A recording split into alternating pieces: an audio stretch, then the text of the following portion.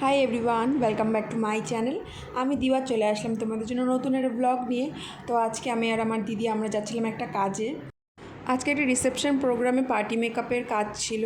তাছাড়া বিয়ে এবং বাসি বিয়ে তো আমরা কাজ করেছিলাম, কিন্তু খুব ব্যস্ত থাকার কারণে সেদিন আর কোনো ভিডিও করা হয়নি। তো যাই হোক, আমরা মোটামুটি 4টার দিকেই আজকে বিয়ে বাড়িতে চলে আসি, কারণ যে আন্টি রেডি হবে তিনি বলেছেন একটু তাড়াতাড়ি রেডি হয়ে যাবে।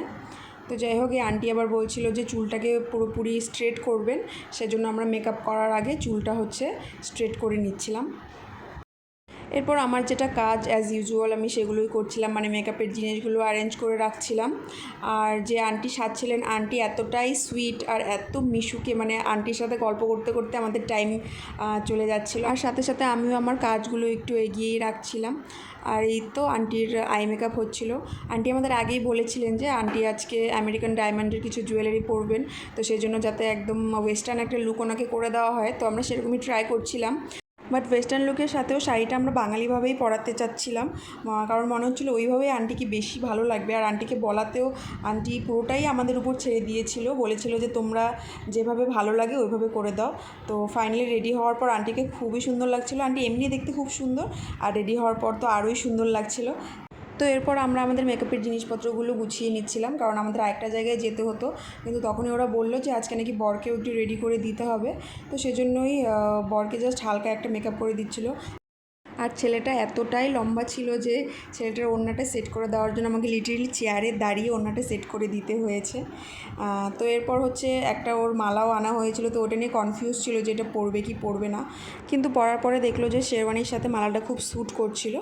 তো যাই হোক, এরপর আমরা ওখান থেকে বের হয়ে পড়ি। আমাদের আরেকটা পার্টি মেকআপের কাজ ছিল, মানে আরেকজন যে সাজবে সে এই বিয়ে বাড়ির রিলেটিভ, কিন্তু তার লোকেশনটা ছিল আলাদা। তো সেজন্য আমরা সেখানটায় যাচ্ছিলাম।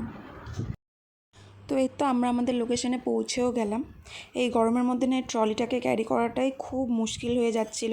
আমার দ্বারা তো সম্ভবই না, এই জন্য দিদি নিয়ে যাচ্ছিলো। তো যাই হোক, এই তো এসে আমরা একটু বসলাম, কেন কি গরমে প্রচণ্ড হাঁফিয়ে গেছিলাম। আর এই হচ্ছে আমাদের ক্লায়েন্ট। এই দিদিটা আগের দিনও আমাদের কাছে সেজেছিল, ওর সেদিনকার সাজও খুব পছন্দ হয়েছে, এজন্য আজকেও সাজছে। আর আমি হাতে হাতে চুলটা ওর ক্রিম্পিং করে দিচ্ছিলাম। তো এই তো আমাদের ক্লায়েন্টের মেকআপ হচ্ছে, আর এদিকে আমি একদম শুয়ে পড়েছিলাম, কারণ আমার একটু বেশি টায়ার্ড লাগছিলো। তো যাই হোক, এই যে দিদিটা ফাইনালি রেডি হয়ে গেছে, এখন ও জুয়েলারিগুলো সিলেক্ট করেছিল কোনটা পরবে কি না পরবে। তো এই দিদিটাকেও খুবই সুন্দর লাগছিলো, কিন্তু তোমরা অবশ্যই জানিও যে কেমন লাগছিলো আজকে আমাদের ক্লায়েন্টদের। তারপর আমরা ওখান থেকে বের হয়ে খেতে চলে আসি, সাথে নিশানকেও নিয়ে এসেছিলাম, কারণ আমাদের প্রচণ্ড খিদে পেয়ে গেছিলো। তো যাই হোক, খেতে খেতে আমাদের আজকের ব্লগটা আমি এখানেই শেষ করছি। আমার ব্লগটা ভালো লাগলে অবশ্যই আমার চ্যানেলকে সাবস্ক্রাইব করে দিও, আর লাইক কমেন্ট শেয়ার করতে ভুলো না। দেখা হবে নতুন কোনো ব্লগে। টাটা।